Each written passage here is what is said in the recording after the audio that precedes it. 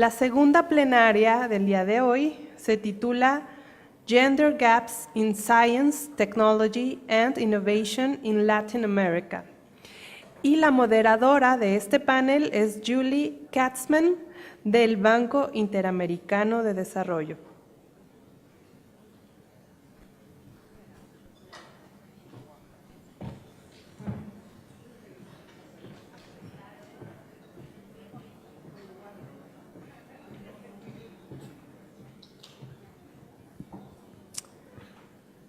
So as we have people filter in from the coffee break, I'm going to start with a bit of a show of hands, and the lights are such that I'm not sure I'm actually going to be able to see all the hands that are raised, but everyone who has a bachelor's degree in one of the STEM fields, raise your hands.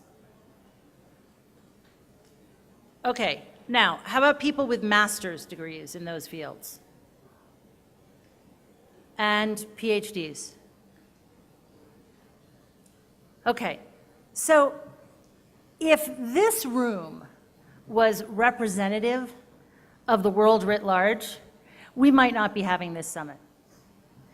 Because almost every hand, I mean, an awful lot of the hands in this room went up for each one of those cases.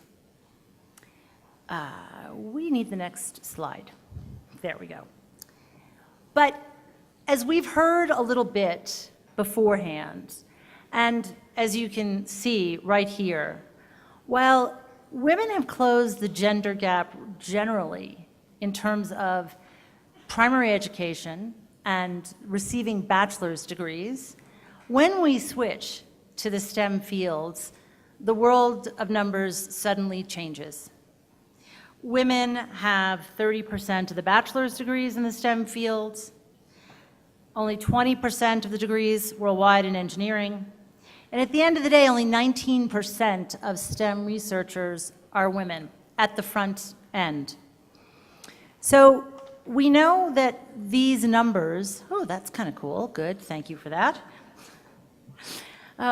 represent a problem for us, given what we're trying to achieve. And if we drill down further and we look at one of the hottest parts of the STEM universe today, which is computer science, what we see is actually negative progress using the US, where we had some good data, which is that in the year 2000, bachelor's degrees granted to women in computer science was about 30%. And by 2015, it was down to 18%. That's one of the few graphs that we ever show doing things like this. It's going in the wrong direction.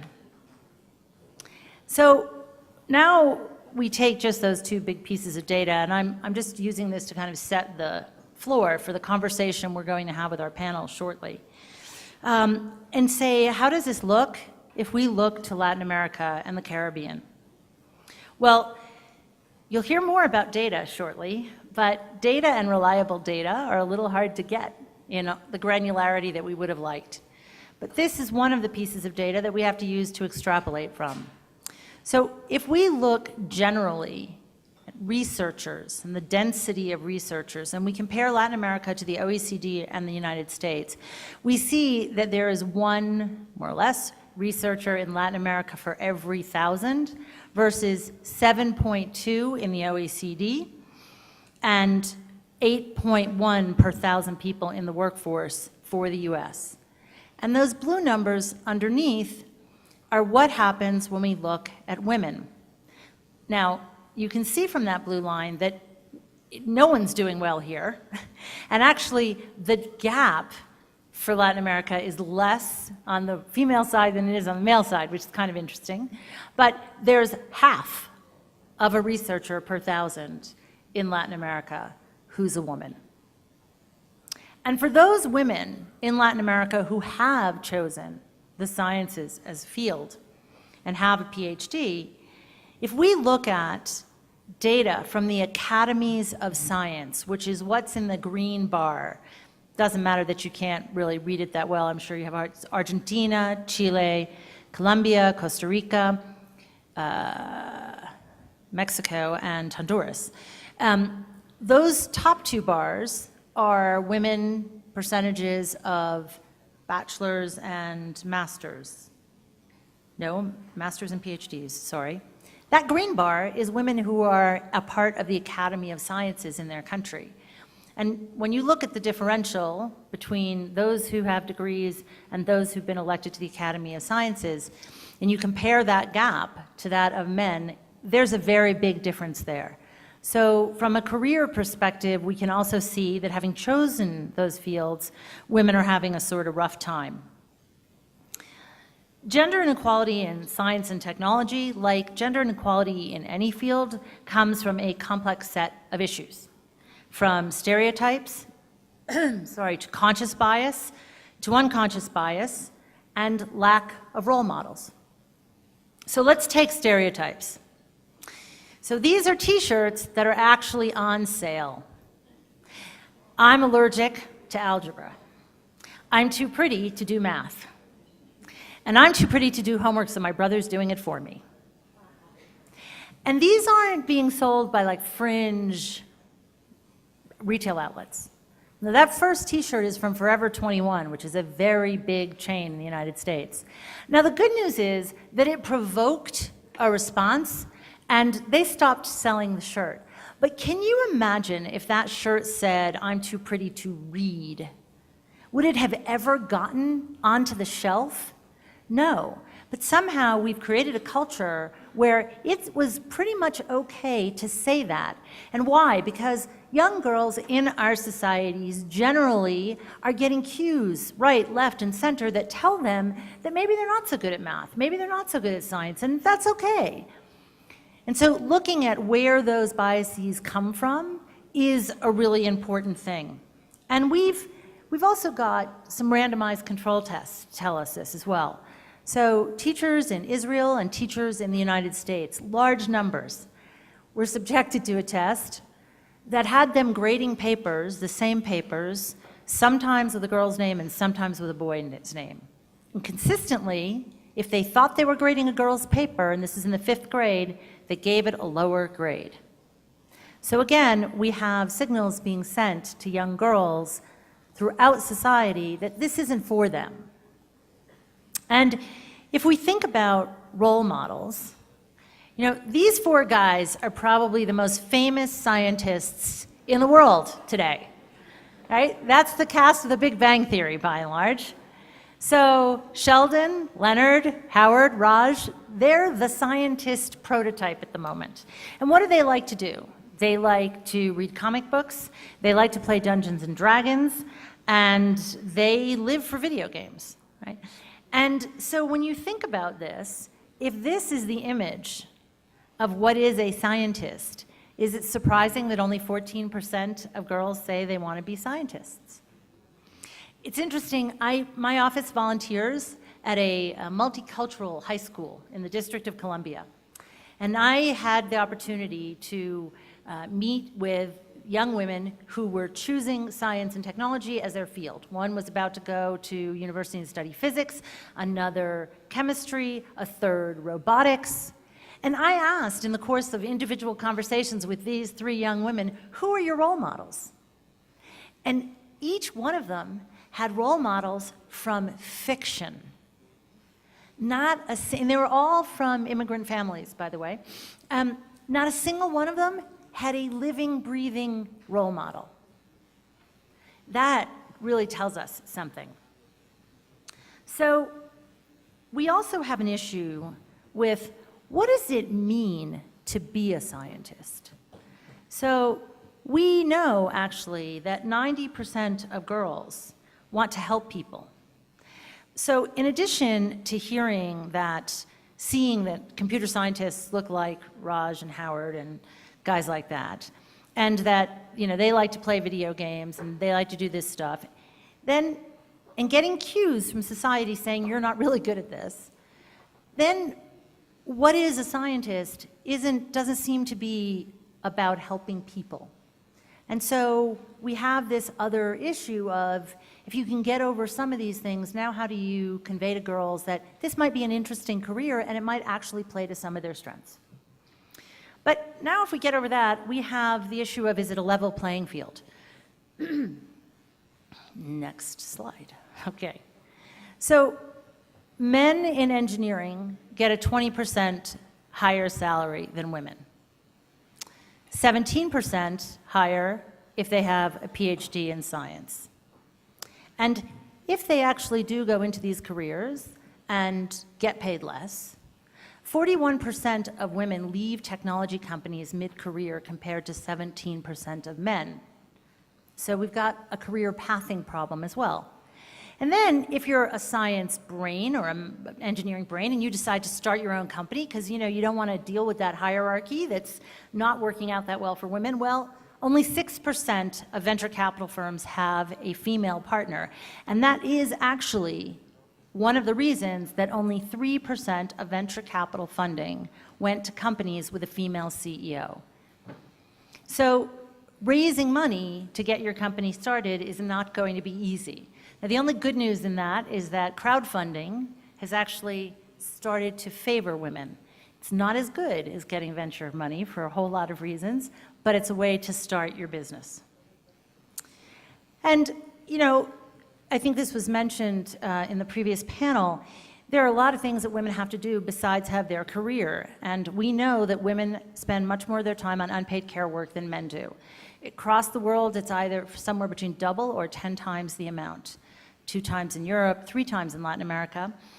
And there was a study done in Brazil between 2001 and 2011 about unpaid care work, and there's some good news there.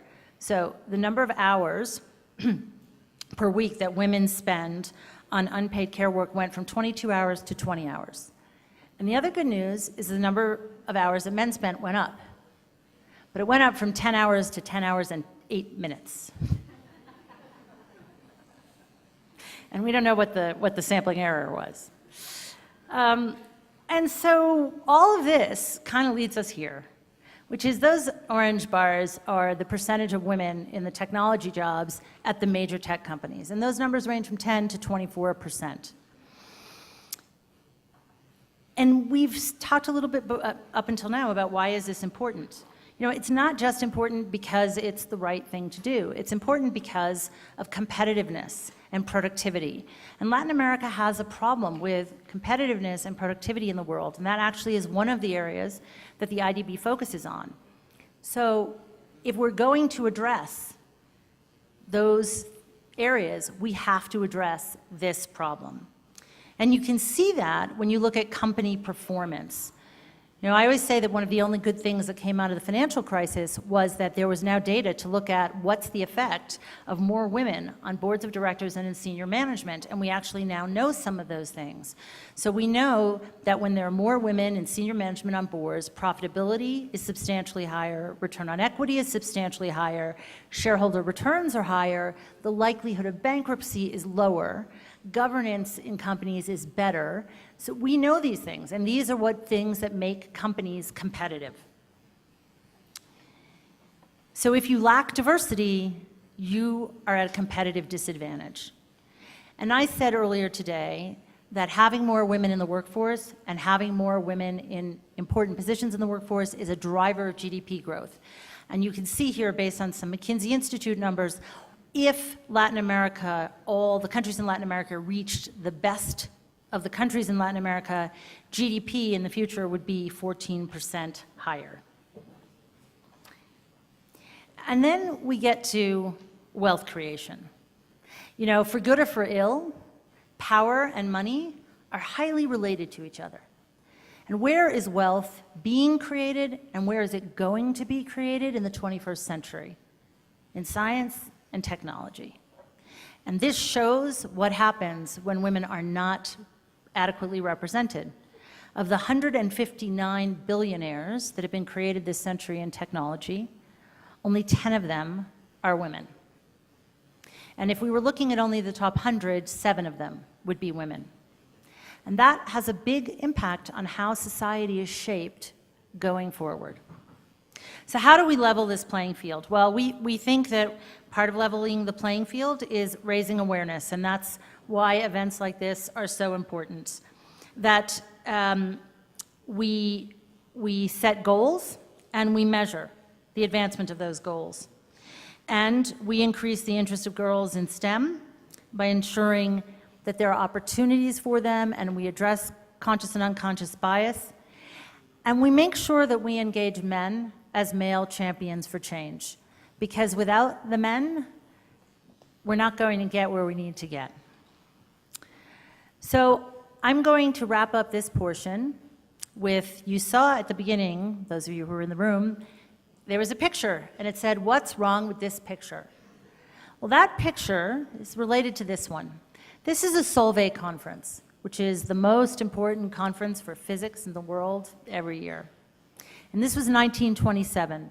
Now, I don't know if you can pick her out, but third from your left is the only woman who was there, Marie Curie. Okay, I don't know, maybe I should have a guess for a moment of who thinks, so there were 29 people who were at the Solvay conference in 1927.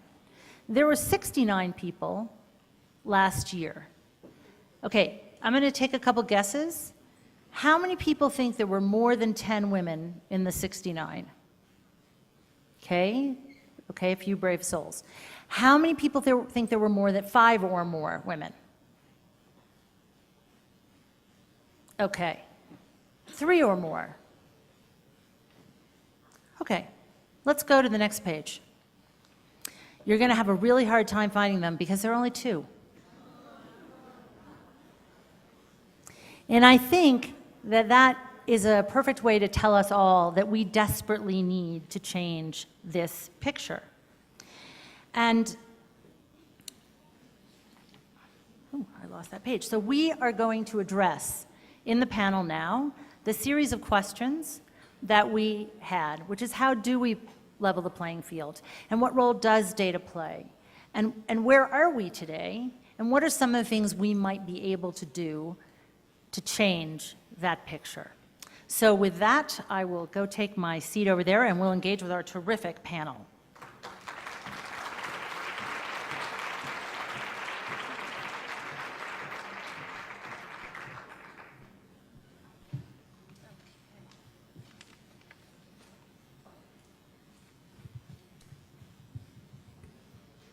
Okay, yes, that's on. Okay. So I'm going to start with Geoffrey Oldham. And Geoffrey is an honorary professor at the University of Sussex, which he directed the program in science policy research between 1980 and 1992. Importantly for our conversation, he was the chairman of the UN Advisory Committee on Science and Technology for Development, which in 1993 produced the first ever report on science, technology, innovation for development with a gender focus. And we're going to put up that slide. Can you put up that slide? Nope. Yep. Okay. It's a little hard to see, so I'm going to tell you what you're seeing. So the red and the blue lines, thanks to our friends at Google, are about how often science policy and technology policy are being mentioned over time in titles of books. You can see it's going down. And what's going up in the green is innovation policy. So what we see out there in the world is that the concept of innovation in many ways is replacing this concept of science and technology.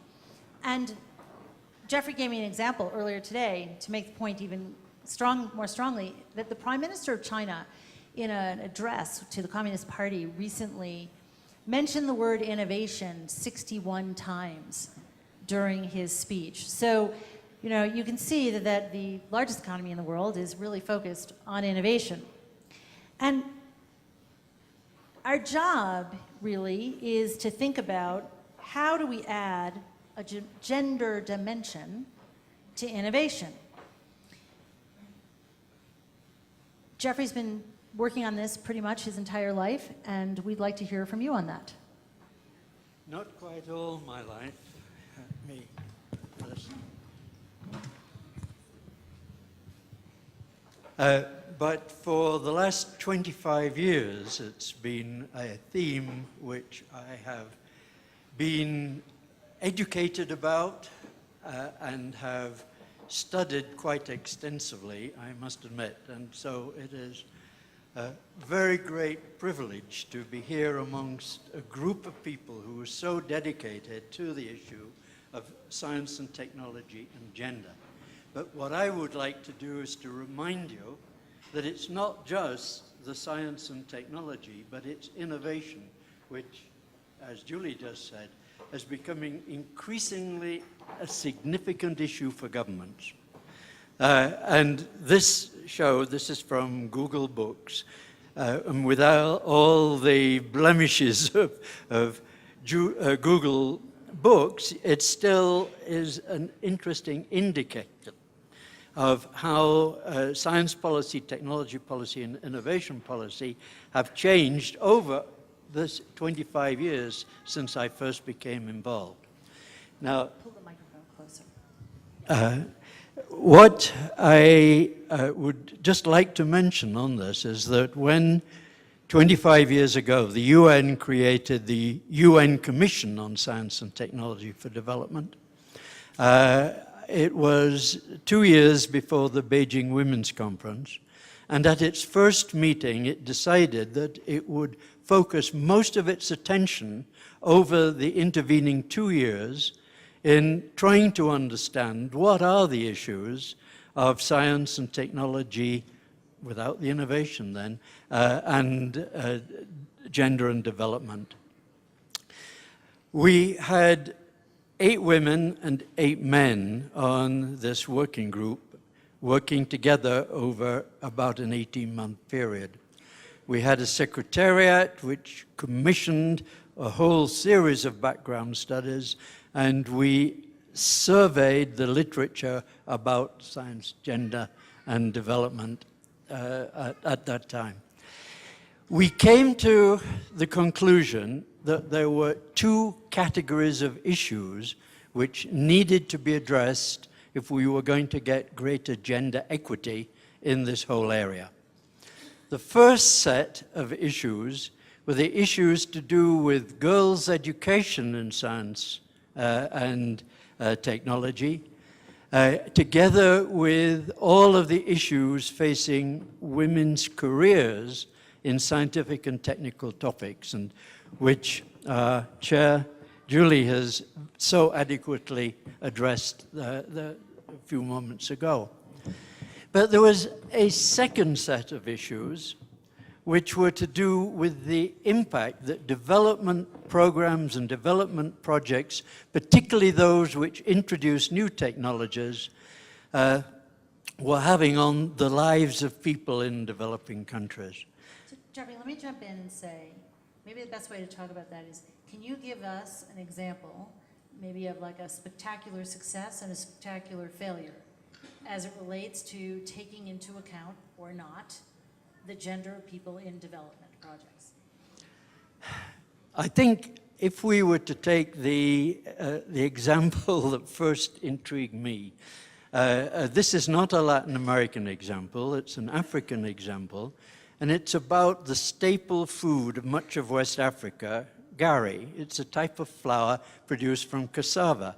And to produce the gari from cassava is a fairly lengthy, tedious job, usually performed by the women, specifically in Nigeria. A British company found a much easier way of processing cassava into gari. And they put this forward as an example of how you can introduce an innovation with positive results to society. If, however, a gender assessment had been made, and in fact was made, you would have found that this new technology had very different effects on the lives of men to the lives of women. And on balance, whether it was a good thing or a bad thing for Nigeria was open for debate. Because if they introduced this new technology, it would mean moving to plantation-type agriculture. It would mean introducing tractors which men would drive and be creating jobs for them. But the women who produced the cassava in small plantations and spent 5 days going through this fermentation process to produce gari would lose out, because when they produced the gari for their own households, any surplus was sold to middlemen who then went on to sell it in the markets in Nigeria. And that they would use the money that they had made from this for educating their children. So the gender dimension of the introduction of a new technology, if it hadn't been thought about or assessed, or as we now call it, applying the gender lens, it would have been a very different story than it was, because people had done the gender assessment. Right. So, you know, it was interesting. I mean, 1993, really, you were part of the first group to say this is really an important way to think about things. We've heard already, with only the introductory session and the first plenary, that now there are a lot of people with a lot of data and thinking about things like this. But is the information reaching the right people? Are policymakers from government and leaders in the private sector, are they getting enough of the information to make the right kinds of choices, do you think? No, I don't. I think much of the knowledge, both about women in science, which was the first category, and science and technology and innovation for women, which is the second category, increasing amount. I mean, I've just been astonished at how much new knowledge about both of these issues has come about over the 25 years that I've been involved. And it lies, though, primarily with the people who generated that knowledge, which are people mostly in universities, or in a good number of international organizations who have come to recognize the significance for their work, as well as the total impact of new programs on development. But they're not the people who make the decisions at national level. The policymakers sometimes hear about it by one stroke or another, and mostly they don't. And in any way, policymakers and their advisors are always changing. And so even if one lot of them become educated about the gender dimension, within a few years or even a few months, they are no longer the policymakers, and you've got to start all over again educating them.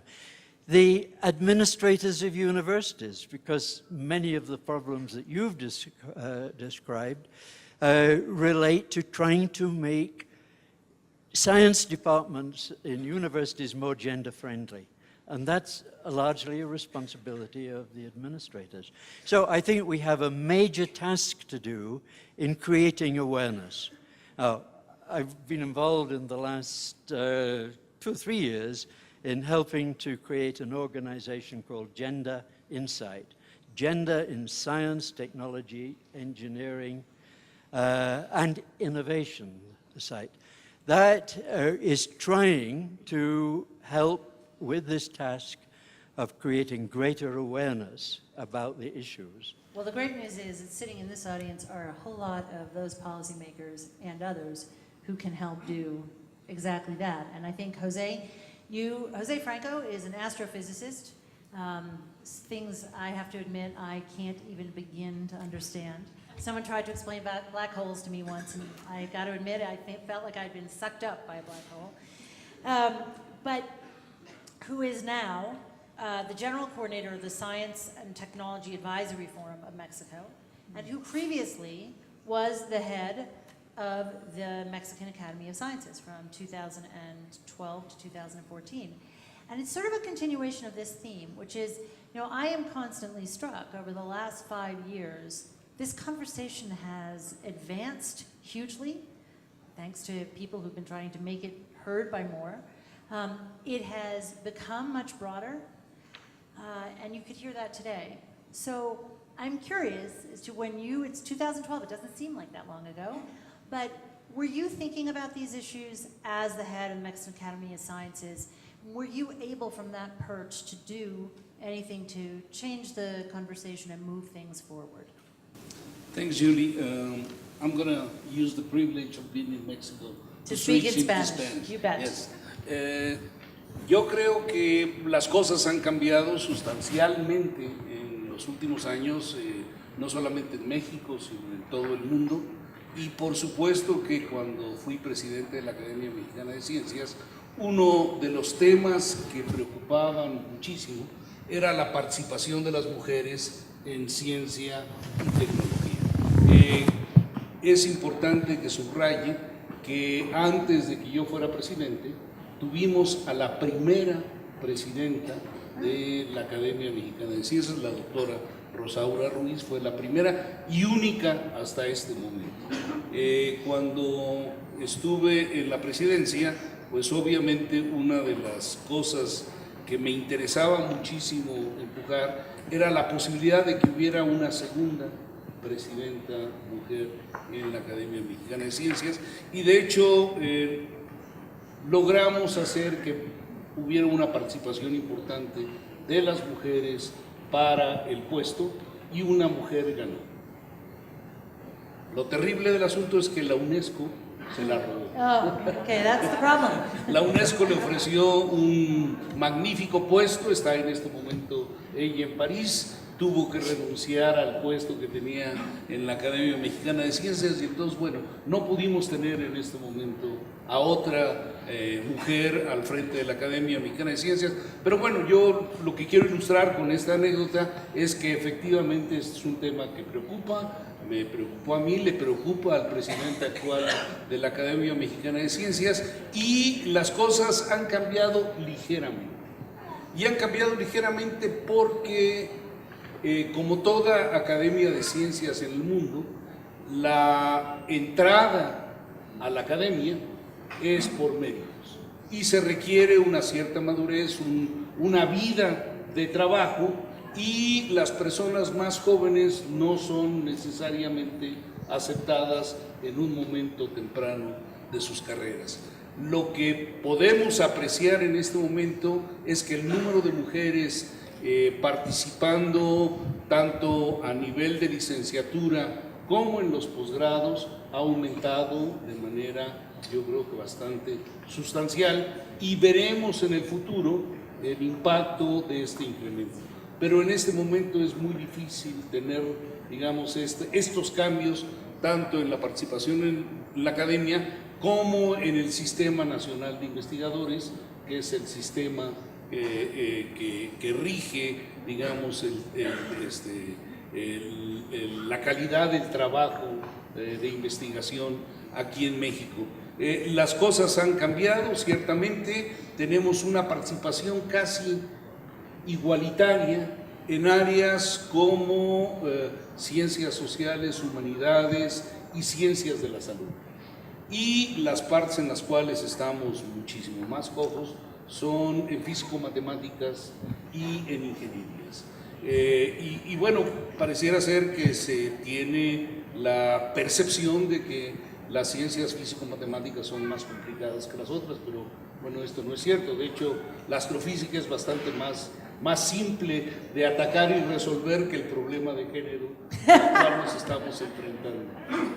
So I would ask you a question that comes from part of my experience at the IDB. And I think probably, given being the Science and Technology Advisory Forum, you might have a perspective on this, which is, in a lot of countries in Latin America, there are scholarship programs. And a lot of those scholarship programs are tied to science and technology and innovation. And we will often, or from time to time, this may be a better way to say that, have conversations with those in the countries who are responsible for those programs, and they'll say, well, why should we give, let's say, extra points to somebody because they're a woman?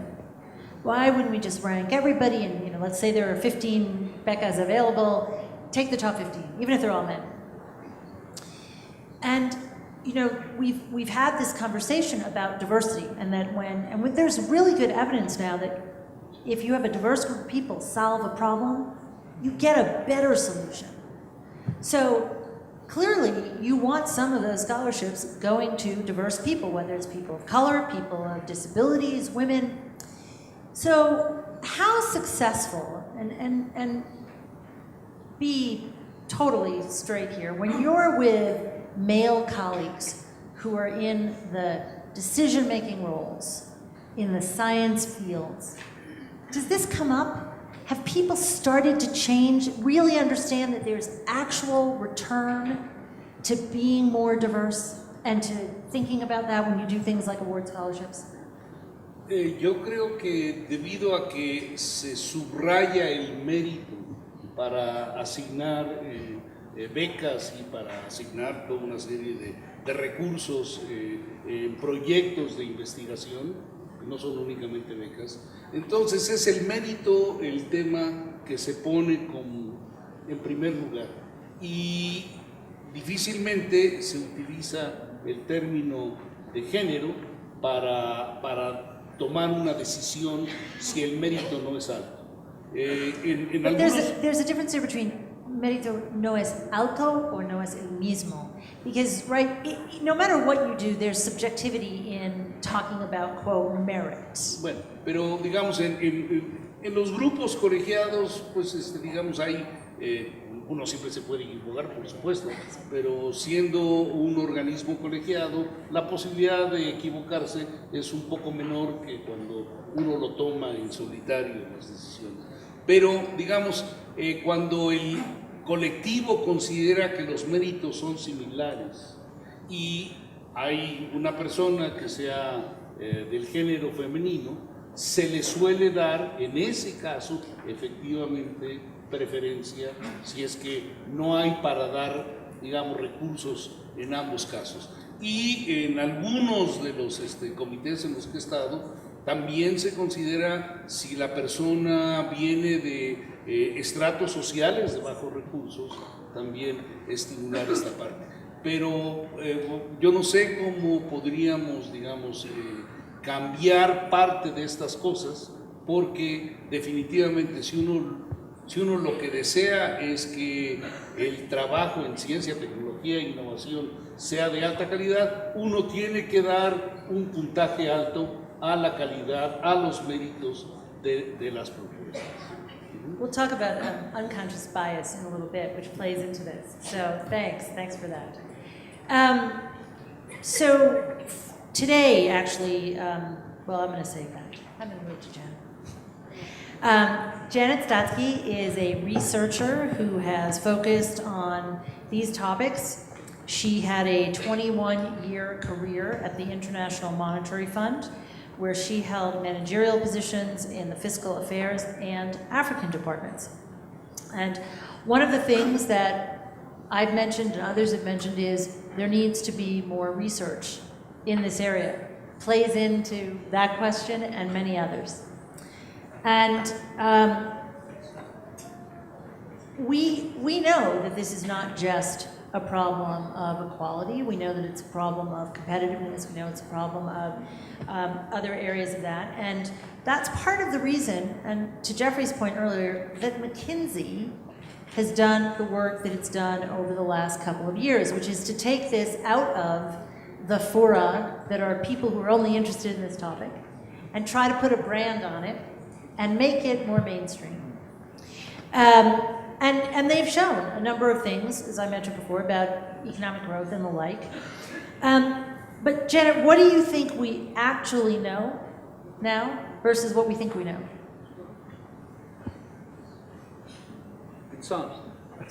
Oh, thank you. Thank you, Julie, for the introduction. It's a pleasure to be here today, and to the Inter-American Development Bank for inviting me to this panel to represent the economics perspective. It's also a pleasure to be at the Gender Summit again. I had the opportunity to present at the one in Washington, D.C.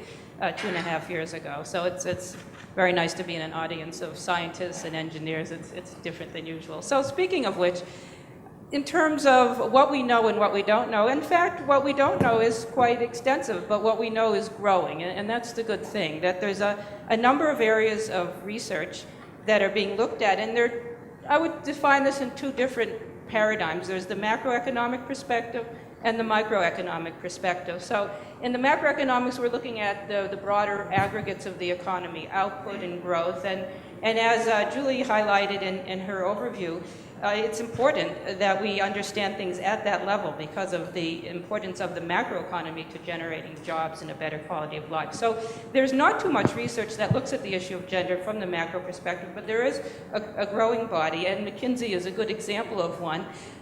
My own concern with McKinsey, although I think it's a very well done report, is that it's not framed as well as some studies could be in the theory of labor markets. And so one of the there are several research projects now coming out that try to do that. They look at it in a theoretical framework, including one you might hear about this afternoon being sponsored by the Inter-American Development Bank. But there's a larger body of research that looks at microeconomic issues. And this looks at, and why it's important to tie the two is because the microeconomic foundations feed into good macroeconomic modeling. That's the way to tie these two areas of economics together. In terms of the microeconomics, people are looking at why are there differences between the productivity of women and men's output in the sciences and engineering? Are women and men different in their tendency to innovate? And you find some very interesting but also diverse findings. So most of the literature does not address Latin America, just as the macro literature hardly does. So it's important to bring more of the data that you now have in the region into looking at this issue. Another area that's being looked at is the productivity of businesses. So moving from the level of the individual but to the level of the businesses, there's also a literature that looks at whether women, men, or men-led businesses do better, or whether the diversity in the labor force matters. As Julie was mentioning some statistics before, there's a growing body of evidence, again, very little, but from Latin America. And finally, there's also those who look at it at the level of the boardroom, whether women's contributions at the board level, the managerial level, are decisive. So that's an area, again, where there's a lot of scope to look at this in a specifically Latin American context. And why is it important to look at in this region? Yes, well, this region, I think it's especially important. And why I say that is because Latin America, taken as a whole, and of course there's variations from country to country, but as a whole, it's a middle-income region of the world. And it's still a region that's primarily based on commodities, natural resources. As some of you may know, the 2008 crisis, Latin America came through that fairly well because the commodity prices were still high and the financial sector disruptions weren't that important to the commodity sector. But now that commodity prices have fallen in the past year to a year and a half, you're starting to see a more general slowdown across the region. So it's absolutely important for Latin America to capitalize on the improvements in education and bring all of its population, not just men, into the workforce, because it needs that higher value-added industries must draw upon the talents of the whole population. And that's the only way it can continue to grow and diversify away from its reliance on natural resources and lower value-added enterprises. So I think it's absolutely critical for a region like Latin America if it wants to continue growing and continue to converge to a higher standard of living with the advanced countries. Terrific, thank you for that. So Vladimir López-Bassols has had a very long career at the OECD, particularly looking at how to measure the impact of new technologies and innovation. And we just heard from Janet that we need more studies, but studies require data. Vladimir, what's the state of the state on what we've got? Thank you very much, Julie. It's a pleasure to be here and to talk about this situation. Now, it's very difficult to give a comprehensive overview of such a complex region such as Latin America in a short time, but I'll try to give a few highlights and directions. As is always the case in these types of diagnostics, there's good news and bad news. So the good news is that I think if we look back 15 or 20 years ago, where we are now in terms of data and indicators in the region, we've made a lot of progress. There have been, and this has been a conscious effort at the national level and also internationally, involving a number of different stakeholders, whether it's ministries in terms of science, technology, innovation, national research councils, statistical offices like data on STI, in terms of mainstreaming gender into the data activities. On the international level, I think we should also, we've already mentioned that a few of the organizations that have had a leading role here in the region, including UNESCO, for example, but there's also the IADB and other development banks have also played a role, the Organization of American States, for example, that have helped create a framework for data to be collected at the national level. I think I also wanted to mention a couple of other examples of good practices. For example, we'll be hearing, I think, later today or tomorrow from the Women in Global Science and Technology Group and the Organization of Women in Science in Developing Countries that have worked on a framework for assessing gender equality in knowledge society, which I think provides an interesting template on how this could be expanded to other countries in the region so that we have a stronger evidence base that will feed back into policy. That's the good news. The bad news is that we still see a lot of gaps, a lot of data shortages. There's still a lot of differences between countries in the regions. For example, we saw some very interesting data this morning from Costa Rica and Mexico, but not all countries, I think, are on the same level. I think in some places they're still focusing on getting some very basic indicators that allow us to measure the gender gaps in science, technology, innovation. And even in countries that have a more complex now set of statistical tools, we also realize that some of the traditional indicators that we have used have limited applicability. There's a lot of things that were not measured with simply counting the number of researchers and so on. So there has to be an effort in that direction. I think if we look at three broad domains that cover this issue, first of all, in terms of education statistics, so we know a lot about graduates, for example, in science and technology. We've seen many slides on this, but we don't know a lot about what happens, for example, in the educational pathway, for example, with students. What are the differences between enrollments and graduation? Do women tend to drop out of science and careers at different levels of tertiary education or not? If we look, for example, at not just students but teachers, for example, do we have underrepresentation of female teachers in science? Is that an issue? Or women, for example, in leadership positions in the higher education system, particularly in STEM areas.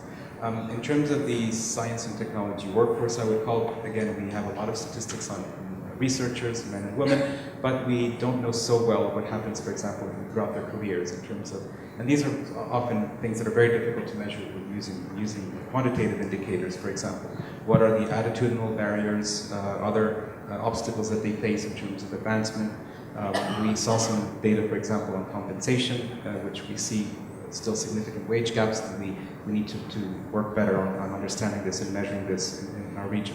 Finally, innovation, which we've talked briefly about, is an area where, as was said, very, very important, but where we have very little hard data that we can use to look at gender issues. So I think that's where we are. I might say a couple of words about what I think should be the priorities. Please do. If we have time. Please do. So I want to mention basically four kind of directions that we can consider, and I think we'll probably discuss this over the next couple of days. First, I think we should be strategic in the sense that we have limited resources. Also, we cannot just start new surveys on everything. So let's make sure that we make an effort to mainstream again gender into the traditional data collection that the countries already have. We have already good surveys on researchers, so make sure that we have the correct breakdowns that allow us to understand in more detailed fields of science, many other dimensions which we often don't have. We're hearing from one of our future women in STEM, I think, over there. A second one, for example, is we won't be able to use only the data that already exists, so we also have to think about what are the new data, new indicators that we have to think about. And I think here we also have some good examples that have already been tested. There has been some work on designing surveys for the careers of doctorate holders, for example, which allow you also to look at the dynamic dimensions, so track people as they evolve, and some Latin American countries have piloted these. This is work. Who has done those pilots? There's a big project that was actually organized jointly between UNESCO, OECD, and the European Commission. So see, at least, you may have lost her, but she's doing good work. Yeah, exactly. Oh yeah. She is doing great work. And I think some countries participated, but of course these are costly, and there's also that question. So we have to have a very close conversation, I think, between the different stakeholders in order to ensure that the data that we're producing is policy relevant and consistent with what we're trying to achieve. The final point, for example, also is we should exploit good practices on an international level. There's a lot of experience from other regions. as many of you know, for example, work in the EU in the context of she figures by the European Commission. There's very interesting examples of indicators used in Asia, also, for example, on science and technology. I think we'll hear about this later today. The US and Canada also have experiences. So again, it's not a question of transposing these, but it's more adapting them to the local context that we have. Great, so I hope everybody in the audience who's a policymaker and involved in statistics in their countries paid very close attention to those priorities, because it's clear, no matter what the policy issue is, we lack data, and we do have to prioritize very carefully because there are limited resources, but to be able to tell the stories, to then be able to influence policy changes. I'm going to flip back to the issue of role models. And in today's newspaper, there was a really interesting story. So, after meeting with these young women at this school in Washington, I started to think about, well, who could be their role models? And we've thrown a few up there who are CEOs of public companies in the technology space generally who are women. And there are actually quite a few, and 3 of those women are in the defense technology area, which is very interesting because they're now disproportionately represented in CEOs in the defense industry. But today's paper had a story that was fascinating. Under the heading of, and I want to get it right, #Lady Matemáticas. So a young Mexican woman, 17 years old, won the gold medal in the European Mathematics Olympiad. And the hashtag was #Lady Matematica. Now, at almost the same time, another young woman, the other end of the spectrum of what you want in a role model, got into a car accident having drunk too much and tried to pay off with 100 pesos to the cop so that she didn't get into trouble. And this too started to trend on Twitter under the hashtag Lady 100 pesos.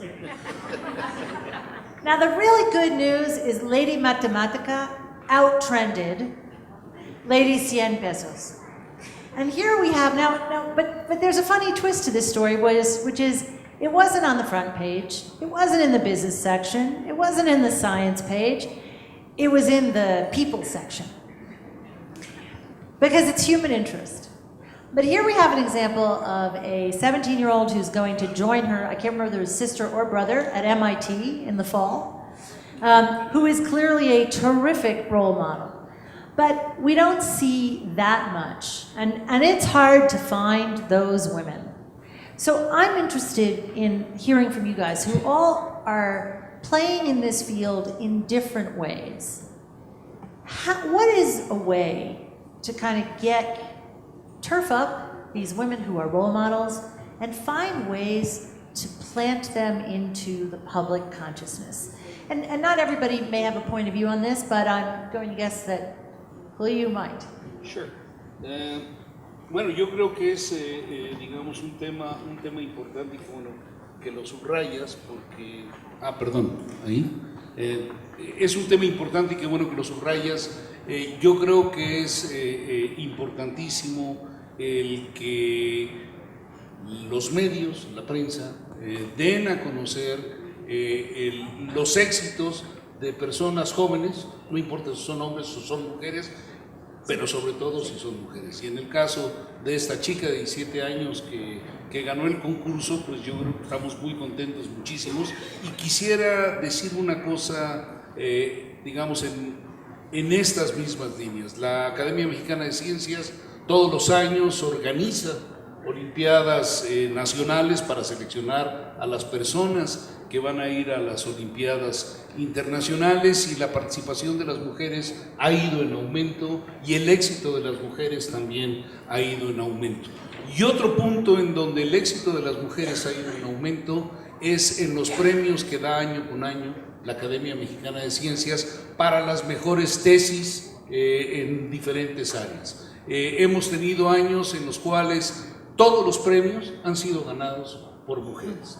Y yo creo que esto es un punto importante porque nos muestra que, por un lado, la participación de las mujeres ha aumentado en los últimos años, pero no solamente ha aumentado en número, sino también en calidad, y que están poniendo la línea de las cosas por hacer. Y por otro lado, CONACYT, por ejemplo, yo creo que tiene una dirección muy clara al respecto, porque la directora adjunta de ciencia en CONACYT es una mujer, es la doctora Julia Tagüeño, a la cual saludo con mucho afecto, que está ahí.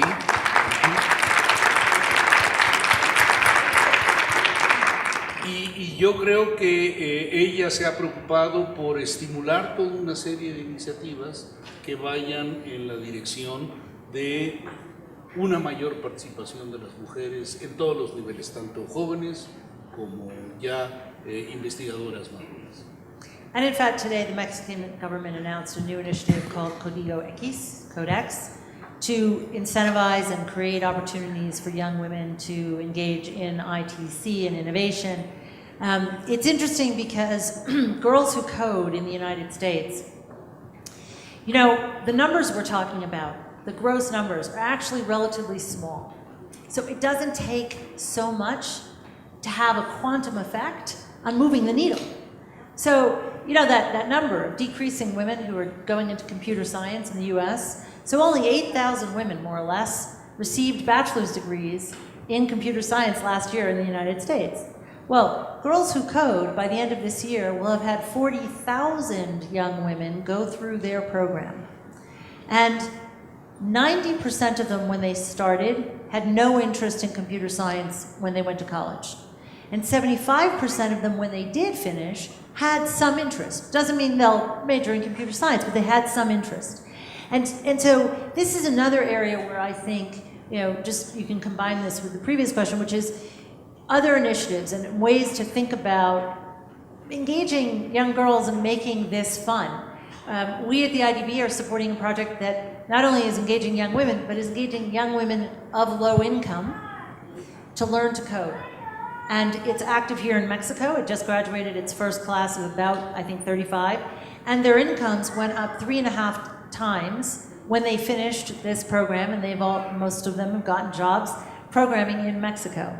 So, you know, looking for opportunities like this that are creative and ways to move women into these careers. Other thoughts? Yes, I'll speak a bit about the topic of gender budgeting because it relates specifically to what Julie was saying. I'm leading a project that has looked at how governments can use fiscal policy and administration to address gender gaps in women's advancement. And we're just finishing the survey chapter on Latin America, in which the two researchers, one who comes from Mexico, has looked at all Latin American countries and how governments are acting to try to address inequalities. And what Julie was mentioning is that sometimes you need incentives for private business to act. You need incentives through monetary or tax credits. There are a number of ways in which governments can address things through fiscal policies, and that the governments in the region in our survey have not yet made much use of this initiative. Mexico is actually stands out as having made more use of it, especially in the area of health. But it's a good principle to see that governments have a very important role to play. And it then filters down to what she was discussing, programs, for instance, to train disadvantaged youth and women, so that there may be a cost, and the government plays a role in addressing that cost because of the greater societal benefit that comes from these kind of programs that private firms may not fully internalize and therefore don't undertake these things. Terrific. Geoffrey. I just mentioned. Oops, where's your mic? You have it down there. Thank you. A scheme that's being introduced to British universities because it had been found that women were having quite a difficult time reaching the top, as in Britain as anywhere else. And it was decided to introduce a scheme called the Athena Swan Awards for gender-friendly departments, this is in the sciences, and gender-friendly universities as a whole. And they gave awards, gold, silver, and bronze awards for those that excelled. But it had some impact, but not a great deal, until one of the funding agencies in the medical side said they would only give awards for research to individuals in departments which had got at least a silver award. And this has made all universities now in Britain very conscious of the gender dimension to careers in the scientific subjects. So what are some of the things that universities did to become silver or gold? Well, I don't know the details, but I do. Now I want to know. I could easily find out for you. But it's things like being on the committees which make the decision of who's going to represent that department at a particular international conference. And just a lot of little things which made life far more tolerable and equal to far more equal within that working environment. So I'm going to guess that the somewhat famous British Nobel scientist who last year said that the problem with women in labs is that you fall in love with them and then they cry, was not at a university that was either silver or gold. No, I'm sure it wasn't. I'm sure it wasn't. That was quite a moment. Yeah. That was quite a moment. You know, we're going to do one more question up here, and then we want to take some questions from all of you. So this is your moment to think up some questions, okay? We know that everybody's got biases, and most of us actually are unaware of either those biases or that they're influencing us when we're making decisions. We recently did a lot of interviewing in our organization because we reorganized a part of it.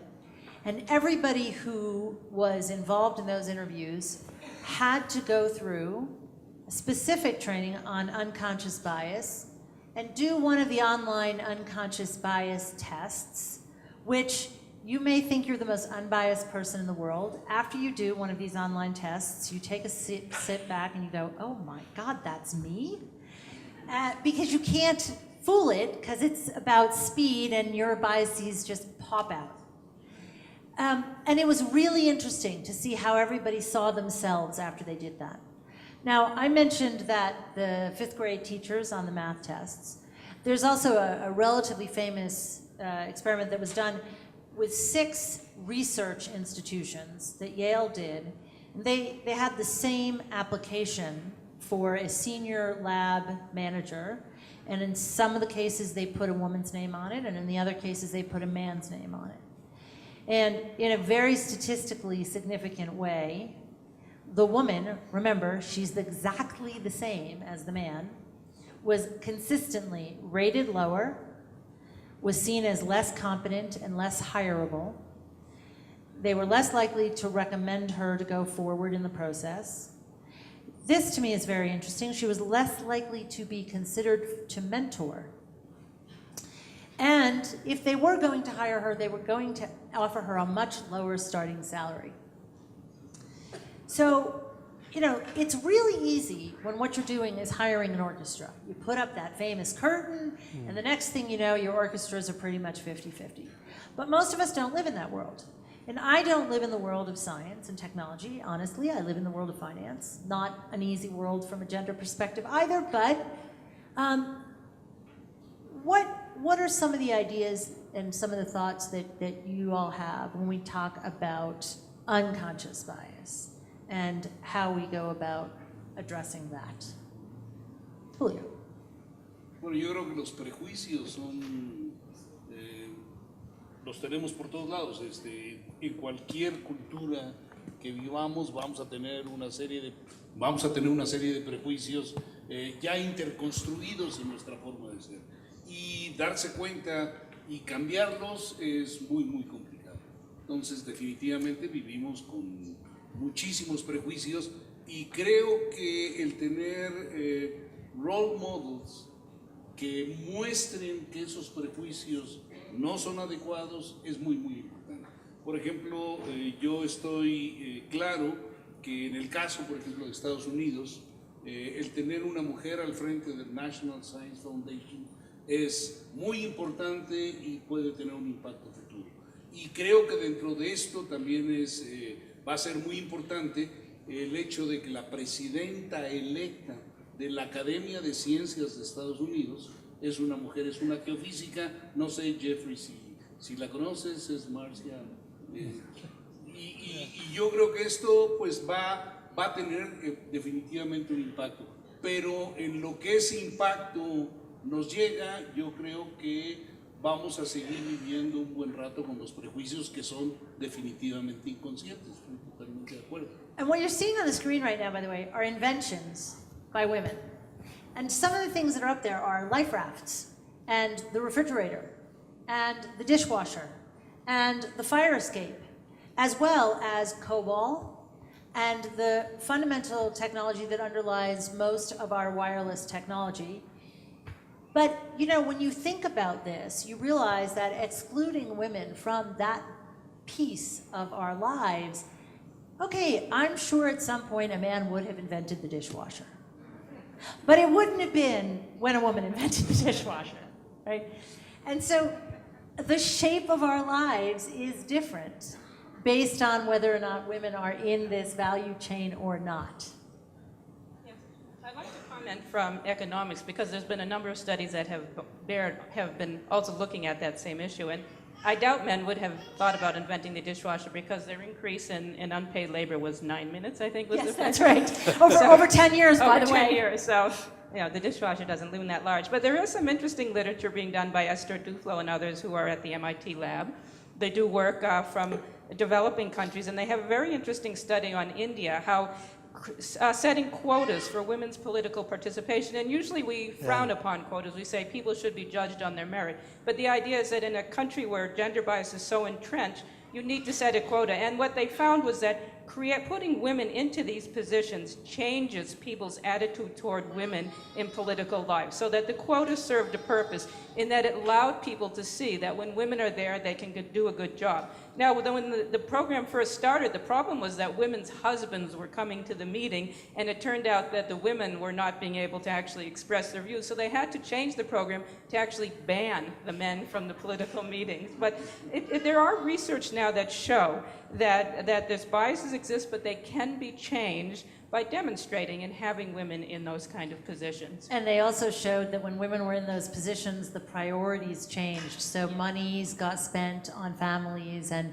in different kinds of ways, which is also important. Yes, and just to follow that, they had a higher priority for spending on certain kinds of infrastructure that were very important for saving their unpaid labor, like water collection and transportation of their crops to market, things that they were involved in and would help to empower them. So that's a very important thing, especially for rural women who still work in subsistence agriculture. As Julie was mentioning, or Geoffrey actually was mentioning too, that sometimes technological change doesn't benefit women. You can look at the same thing in economics with exchange rate changes, and it benefits the people who are in the cash market, but not the subsistence market. So you actually have to look at these things by how they benefit men and how they benefit women. And women will be more inclined to think about the kind of innovations in science and technology applied to industries that will actually help women and also ultimately help their countries, because there are social benefits to these changes. So we have 2 microphones. Make yourselves comfortable at those microphones, and I think we have a question over here.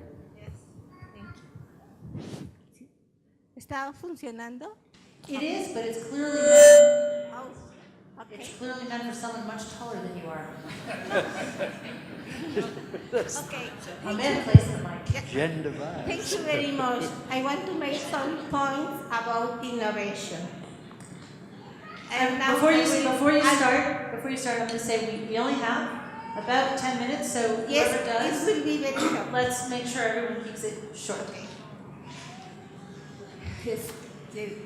Cambio a español, sí, porque estamos en México.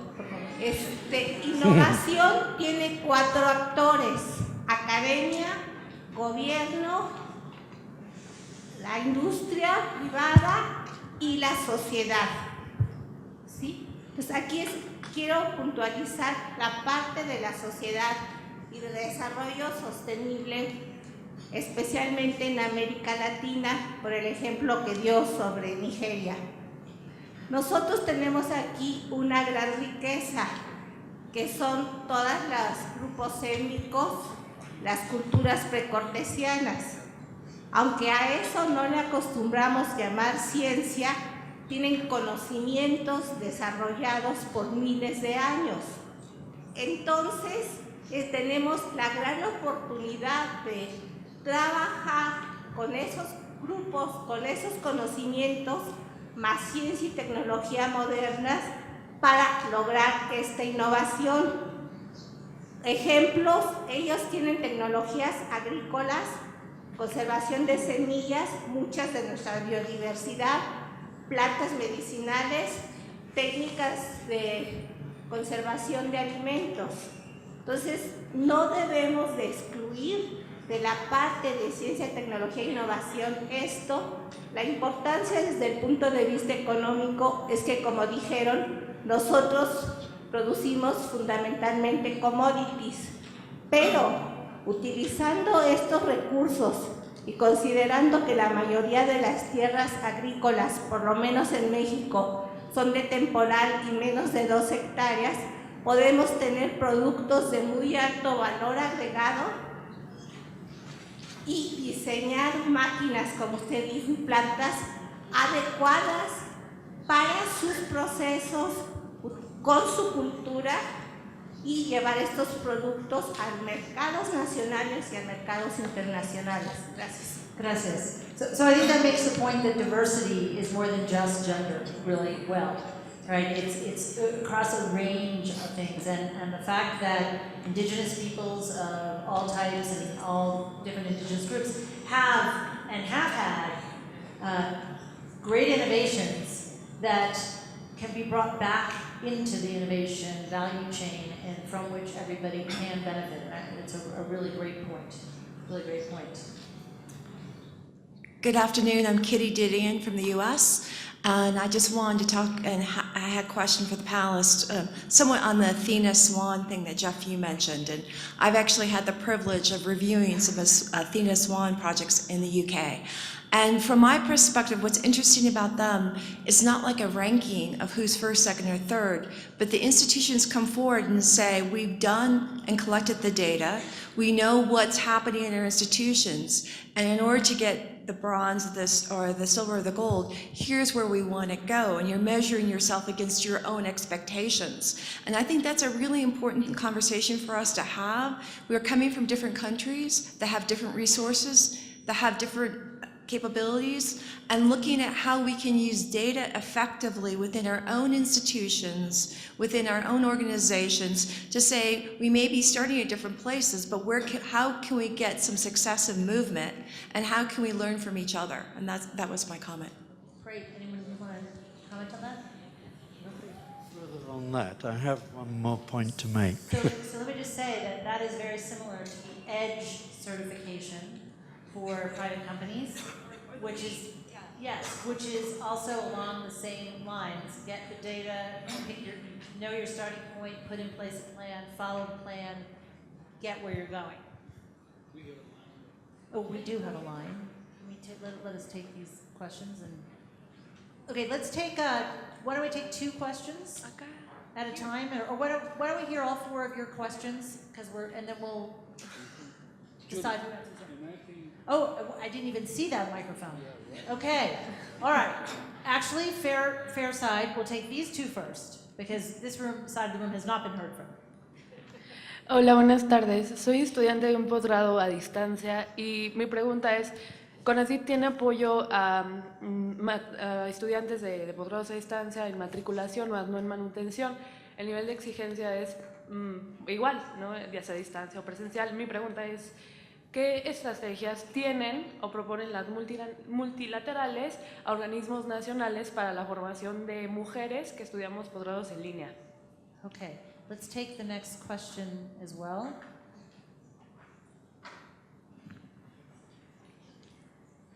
I heard a lot of you talking about the value that's added for when you have a diverse group of individuals coming together within a company in terms of the financial aspects and the innovative aspects of it. But my question is if you have any thoughts on how, when you bring that diverse group of individuals together to become innovators, when the reward structure values the kinds of innovations that don't give back to a diverse community, whether that's impoverished communities, communities of color, or incentivizes innovations that don't benefit the ideas that are coming from that diverse group, how do we address that value that might be lost?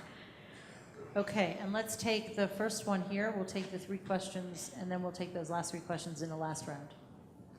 Right. My name is Berenice. I'm in Simvestab, and I'm mastered in engineering, and now I'm doing the PhD. And my thesis has a very interesting section that it's the gender study in inventions in PCT patent applications. And I usually get a lot of comments about, so why are we still counting girls against boys and women against men? And I have always answered, it's important because there's a gender gap that we have to take account and make some public policy to reduce it. What would you recommend me to say to all of those people that do not understand this dimension? Okay, great. So, volunteers for any of these 3 questions? Who would like to answer what? I can talk about the question about how to make sure that innovations benefit disadvantaged communities. I think this is a very important topic, really at the top of the agenda today among international organizations looking at sustainable growth. That growth has to be widespread to all parts of the population, that the distribution of income is widening, not shrinking, and as you know, coming from Latin America, it's already very bad. So that it's important that growth benefit everyone. So I think there's the role for government, because government is the actor that can step in best to address the underserved, what we call externalities, things that the private sector may not take properly into account. So that's really where the role of government, international organizations is, to make people aware through research advocacy, through their policy and their operations, of the benefits and how to actually spread the benefits widely so it doesn't just benefit a small portion, which ultimately will be harmful for growth in the long run. Rápidamente, para la persona que hizo la pregunta sobre posgrados en línea, aquí está con nosotros la maestra Dolores Sánchez, que es la titular de posgrados en CONACYT, y yo creo que lo conveniente sería que charlara con Dolores al respecto. Great, and clearly that's an increasing trend, and so it's an important thing to address. Geoffrey. I think that you've illustrated, this is the last speaker on this side, the importance of sharing knowledge and understanding about the gender dimension to almost all aspects of science, technology, and innovation. And I know from my own personal experience that when one has made people aware of the relevant aspects, they become enthusiastic supporters of the gender aspect. And it's more a lack of knowledge, and this is where I've got to at the moment in believing that so much more effort is needed in creating this awareness. And I think that this group of people in this room are, or could be, wonderful ambassadors to helping to disseminate the knowledge that they all have. They think the whole meeting, in fact, as a first-class knowledge broker, making the gap or filling the gap between those of you who have the knowledge and those who need it to make and take action. And the one thing I'd add to that is, it's just because you're counting and putting in 2 columns, it's not women versus men or girls versus boys. It's women and men and girls and boys. And counting and separating them into those 2 categories allows you to learn things that can benefit both men and women. It goes to a comment earlier, you can't do this with just women. And if we were in the Caribbean right now, we would know that boys are not graduating from high school and boys are disadvantaged, and we need data there so that we can make sure that we're helping both men and women, girls and boys. So let's take these two last questions and then we will wrap up. Hola, yo solo, bueno, quiero hacer un par de comentarios y una pregunta muy concreta. Pero muy corto. Sí, sí. Bueno, yo soy matemática y con respecto a la fotografía que apareció en del Congreso de Físicas, pues yo creo que, escuché a José Franco hablar y bueno, realmente creo que efectivamente no se ha visto. No es claro que haya muchas mujeres en la Academia Mexicana de las Ciencias actualmente porque efectivamente se requiere cierta edad para pertenecer a la academia. Pero mi pregunta concreta es, claro que hay un cambio. O sea, ahora vemos a lo mejor 13 matemáticas, 15. No, creo que no llegamos a 20. Pero hace 10 años o 15 quizá había 2, ¿no? Entonces yo creo que ahí hay un porcentaje importante. Y otra cosa que no escuché y que creo que hace la academia y lo hace muy bien en esto de trabajo hacia la equidad de género o hacia el apoyo al género, es que los premios de jóvenes investigadores no tienen la misma edad para hombres y para mujeres. O sea, las mujeres tienen hasta los 43 años para participar como joven investigador y los hombres 40. Entonces, sí hay políticas, no sé si eso lo hizo Rosaura, pero bueno, hay políticas de la academia muy concretas y muy claritas que están apoyando. Y bueno, otra cosa que creo que es importante es que nos toca a nosotras.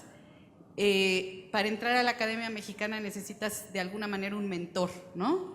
Entonces podemos las mismas mujeres hacer que las mujeres participen y entren a la Academia Mexicana de las Ciencias. Es muy fácil.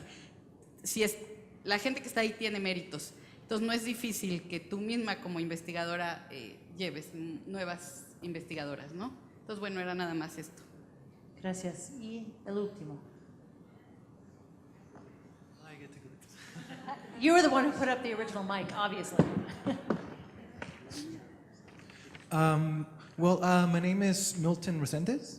I'm here from La Universidad Veracruzana, and I have two really short questions.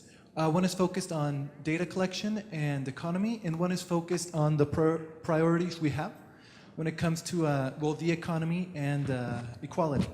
First, there's attitude, implicit bias, and prejudice. Do the tools exist to objectively measure these? And how do we use these on a large enough scale to sway policymakers and to sway the public to promote more labor equality and more policy equality? And the other question was about the manufacture of jerry in Africa. When do we how do we discuss the importance of efficiency in this capitalist world where we have to produce as much as we can, as fast as we can? And how do we start to place more priorities on equality instead of simply producing more and producing everything more and faster? Great. Was that clear? Okay. Yes, thank you. Okay, anyone want to take it? Okay, and we need short answers because we got to go. It's time to eat lunch. Who would like to go ahead? Geoffrey. Well, just simply on the Gary one, it is the case that one needs to do the gender assessment. That isn't necessarily mean that you're going to come up with an answer that somebody wants versus somebody else. But you should know what are going to be the implications for men and women of introducing the new technologies. And that's why I think that gender assessments, applying the gender lens, is just one step towards making good decisions, but it's a necessary input. I would like to see gender assessments in the same category as environmental assessments are for new projects and new development programs. Well, and I would just say, I think in most international development organizations, that is, in fact, what takes place. It wasn't for a long time, but it certainly is today. Muchísimas gracias a la persona que me hizo la precisión sobre las edades para los premios en la academia. Efectivamente, hay un número de años que se dan extras a las mujeres porque obviamente el tener hijos implica que su producción pues no necesariamente es similar a la de los hombres en esta edad en la cual tienen hijos. Ahora, esto ocurre no únicamente en la academia, este tipo de políticas también están implementadas en varias universidades, en particular en la Universidad Nacional Autónoma de México se sigue este tipo de planteamiento.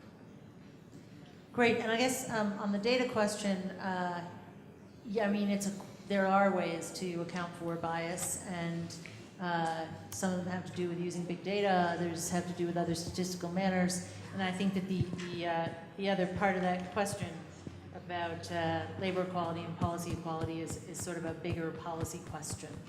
So I see that you're staying there, but that was our last questions because we've gone 5 minutes over. Well, I want to thank all of our panelists who I think have brought a great perspective to these questions.